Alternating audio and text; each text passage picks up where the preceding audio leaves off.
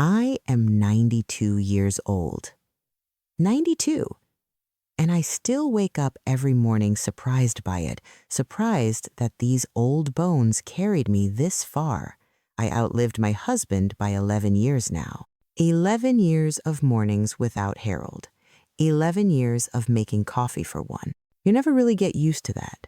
The quiet of a house that used to have someone in it, the way his chair still looks like it's waiting for him. But I am not here to talk about grief. Lord knows I've done enough of that in private. I am here because young women keep finding me.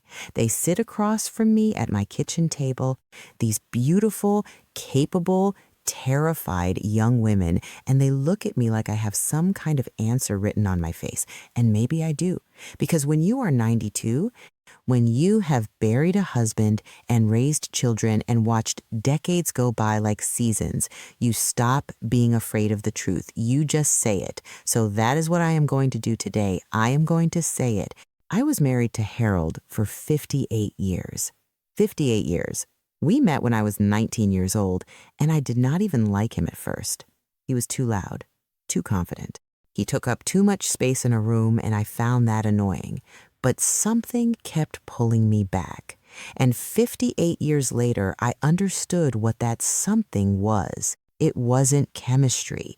It wasn't attraction. It was recognition. My soul recognized his before my mind had any idea what was happening. And that is a thing nobody tells you when you are young and reading magazines and dreaming about romance. Nobody tells you that real love doesn't always feel like a lightning bolt. Sometimes it feels like coming home to a place you've never been before. Now, I talk to these young women, and I see what they are carrying. I see the exhaustion of performing. I see the anxiety of wondering. I see the heartbreak of women who gave 10 years of their lives to men who were never going to choose them fully. And I see something else too. I see women who are with decent men, good men even, but something is off and they cannot name it, and that unnamed thing is eating them alive. So I want to give you something today. I want to give you the test, the real ones, not the ones from the internet. Not the ones from the podcast with the 28-year-old life coach who has been in maybe 2 serious relationships. I mean the tests that come from 58 years of actual marriage, from the good years and the brutal years and the years that were so ordinary you could cry. Here is what I know. The first thing I want you to look at is how you feel in the silence. And I mean real silence, not the silence where you are both looking at your phones. I mean the silence where there is nothing to do and nowhere to be, and it is just the two of you in a room together. Can you sit in that? Can you be in that without panic crawling up your chest? Because here is what nobody tells young women.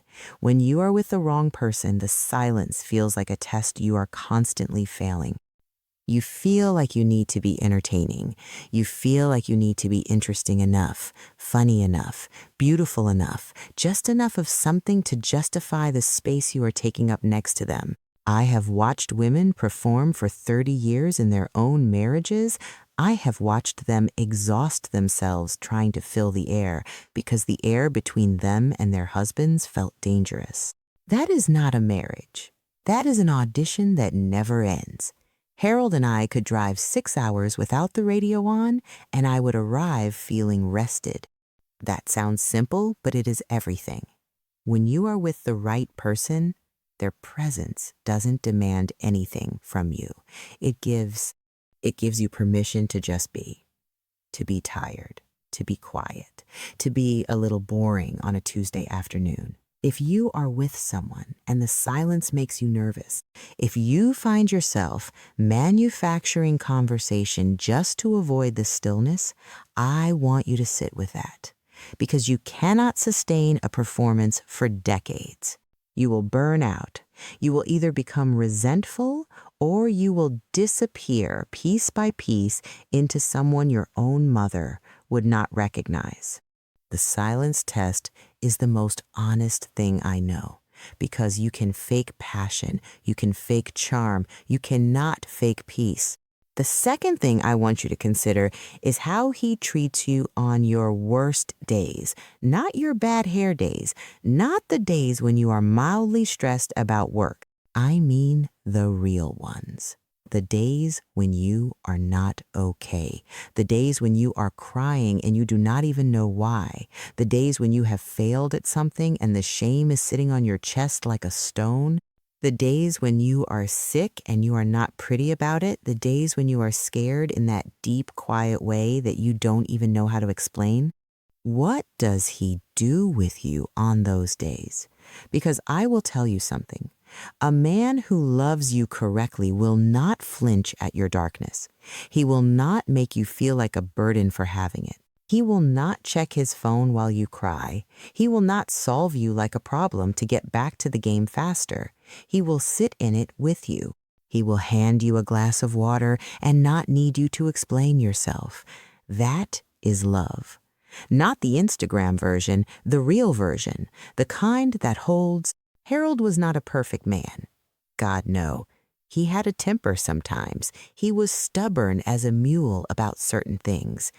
But when I lost our second baby at 4 months along, he sat on the bathroom floor with me for 2 hours without saying a single word because he knew there were no words.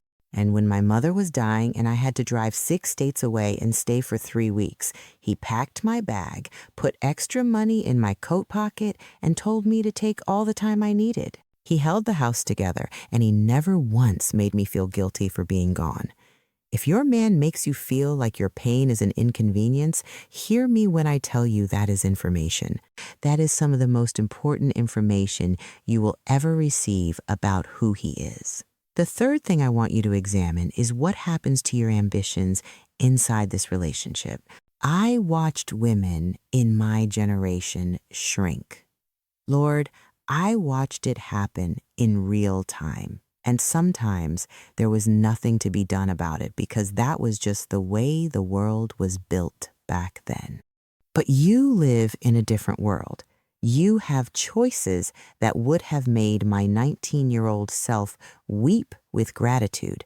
And still I see women shrinking. Still I see women putting their dreams in a drawer because their partner is threatened by them. Still I see women getting smaller and quieter and more apologetic about what they want. And they think they are being good partners. They think they are compromising. But compromise is when you both give something. What I am describing is surrender. And surrender is not love. It is fear dressed up in love's clothing. Harold wanted me big. He wanted me loud. When I went back to get my teaching degree at 34 years old with 3 children at home, there were people in our community who had opinions about that.